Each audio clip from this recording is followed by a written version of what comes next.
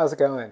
In this week's MMT Pro Tip, I want to talk to you about three questions that you probably didn't learn in school or even at a Con Ed course, but you should probably be asking as part of your initial evaluation. The first one, and it's very important, is why do you think you're not improving? For this question, you might get some crazy answers, particularly if someone has high fear avoidance or they have a lot of thought viruses, like I was told I should never bend forward again. I was told that if I eat another salad, my jaw is going to explode. Deadlifting is bad for my back, running is bad for my knees, but yet I continue to run.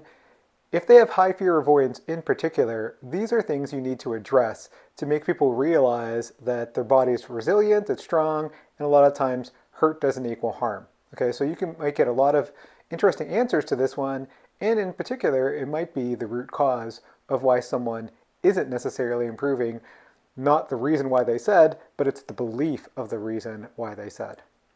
The next one has to do with therapeutic alliance. So recently on social media, I saw someone basically say that, many times the patient's expectations of the visit are not aligned with what you are necessarily presenting. So it's a very simple question, and one that I was almost even afraid to start regularly implementing into my visits, because again, it's hard to accept criticism, or it's hard to even hear criticism. But the question is, have I met your expectations for this visit? So far, everyone has been particularly happy. Sometimes people say, well, no, you didn't address my neck, or I had a particular complaint about my scaling, and I just kind of ignored that because I was trying to get them away from pathoanatomy. So that is a very useful question. And again, if you haven't met someone's expectation, hopefully they'll let you know and you can avoid a negative review or potentially someone going back to the doctor or the referral source and telling them that you didn't do your job. So that's a very important one.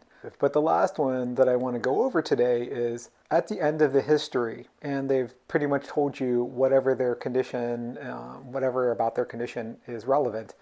Is there anything else you need to tell me, particularly medically, that you don't think is relevant, but might be part of the story?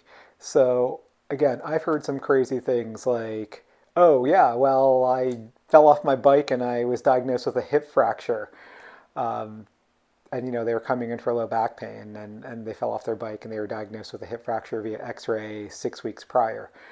They wouldn't have told me that had I not asked. Sometimes when it's not on the script or it's not the reason why they come, they might have something medically that is absolutely part of the picture, or at least it's something that you should know, whether it's maybe a contraindication for soft tissue work or joint mobilization, or something like, oh yeah, I have a metal plate in my forehead, so I don't like it when pressure is placed on my forehead, and meanwhile I'm like doing skull crushers on them.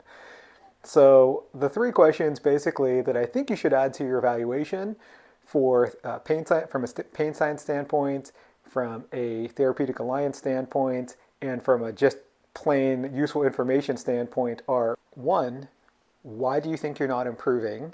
2, have I met your expectations for this visit? 3, is there anything else you need to tell me, particularly medically, that you haven't included as part of this history?